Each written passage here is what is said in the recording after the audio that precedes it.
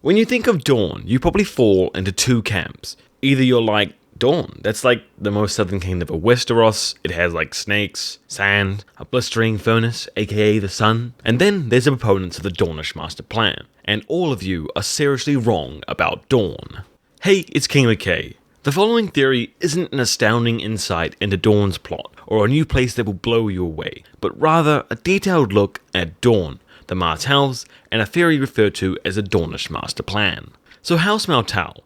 At the top, there's Doran, the current ruler of Dorne. Well, in the books at least, he died quite pitifully here in the show. He is a less charismatic brother to our favourite Dornishman, Orberyn, and in this theory, he is the mastermind making every move. There's his eldest son, but not heir due to Dornish law, Quentyn Martell, a rather uninteresting young lad who sent quite carelessly across the world to gain Dany's hand in marriage. Queen Ilia Martell, famous for being brutally killed by the Mountain, along with her children in the sack of King's Landing. And finally, the heir to Dorne, Arianne Martell.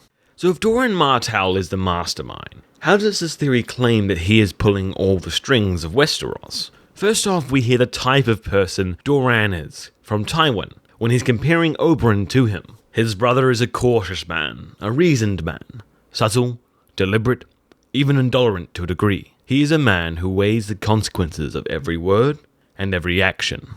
Then we are introduced to his motivation of revenge against Tywin, which quite clearly comes after the Lannisters kill Ilia and her children. It was my hope to strip him of all he held most dear before I killed him. Now before we go too far, this theory has more to it than just Martell revenge. It also encompasses their house's ambition to climb the ladder that is the Game of Thrones. Though in this video we will just be covering the revenge plot. So from that motivation, this theory lays out Doran's goals. Kill Tywin, kill the Mountain, remove Jaime from the Kingsguard, remove Cersei as queen, remove Tommen as king, bankrupt Tyrion's character, remove Myrcella from the line of succession, then take the Iron Throne, of course.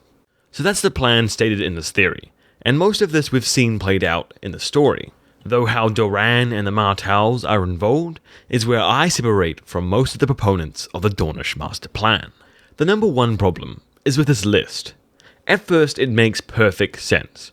Wanting to kill Tywin and the Mountain for their role in Ilia's death is understandable, but the rest seems to suffer from 20/20 vision.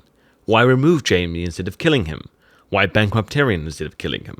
Well, in my opinion, it's because that's how it played out. If Tyrion rose up to be the strong head of House Lannister and took Castle Rock from under Tywin's nose, proponents of this theory would have said that was Doran's plan all along. He knew that Tywin hated Tyrion, so he crushed his all-so-precious house by putting Tyrion on top. That is a fallacy. It wasn't from a careful, well-executed plan or our mastermind Doran that made this all happen. Simply the game was played and the dice fell where they did. For sure, Doran tried to influence events, and we see that in the story, but clearly it was from the random chaos of war that all these things came to pass, not through our secret overlord, Doran. We princes make our careful plans and the gods smash them all away. At this point, if you are from the first camp of thinking on Dorne, you're seeing how the Martells are an important and dangerous part of the goings-on in Westeros, if I'm right.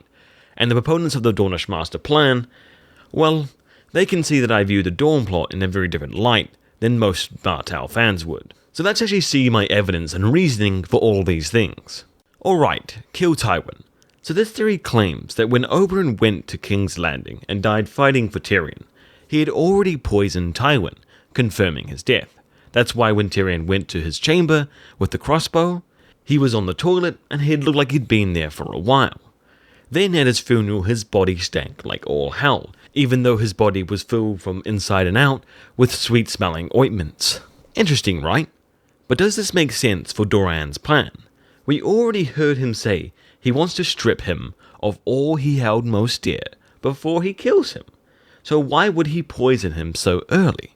All we actually see is Tywin die by Tyrion's hand, while his house is on the tippity top. Oberyn is out of the way at no fault of him, he has all the power over Tyrion again, and he can use that to force Jaime to do his will. Not to mention his timid nephew sits upon the Iron Throne, and everything seems to be coming up Lannister. Not exactly tearing him down before finally killing him. Then there's remove Jaime. The way this theory shows Doran's invisible hand removing Jaime's physical hand is through the connection of the Brave Companions. So the Brave Companions are a ragtag group of crazy sellswords that in the beginning of the story are fighting for Tywin. In this theory, it discusses how the makeup of their members seems so closely linked to the past life of Orberyn, with many Free City fighters from the places he's visited, and even a Dornishman. As well, their actions seem odd, as they switch sides in the war to the Boltons, which is a risky move as Tywin's side has more men. It's not every day that you see a sellsword company join the smaller side. Then, when they capture Jaime, they devalue him right away by cutting off his hand, again doing something out of their own interest. There's a few more examples like this, but it all comes down to there being some other motivation causing them to do this. Well, in the Dornish Master Plan, this is done under the direction of Doran, to remove Jaime from the Kingsguard and fulfill that item on his list. Though again, this seems counter to what he wants to achieve. Doran wants to get back at Tywin, and Tywin hates the fact that Jaime is in the Kingsguard, and wants him to take his place as Lord of Castle Rock. So by the Brave Companions cutting off Jaime's hand, they are giving Tywin what he wants. So in my view, this is a case of attribution after the case. It's likely that Brave Companions are working for Doran, but probably well less managed than you think they are. Remember, they are a wild bunch of murderers, so trusting them would probably be incompetent. Speaking of incompetent plans, Quentyn Martell. So Doran sets up a plan to marry his son Quentyn to Dany, to ally Dorne with the Targaryens and use their combined forces to take the Iron Throne, removing all the Lannisters from power. Simple, right? Except, using his six-dimensional chess skills, Doran has rigged this quest to fail, as a red herring for his adversaries, as it's not his real plan. How is this quest rigged?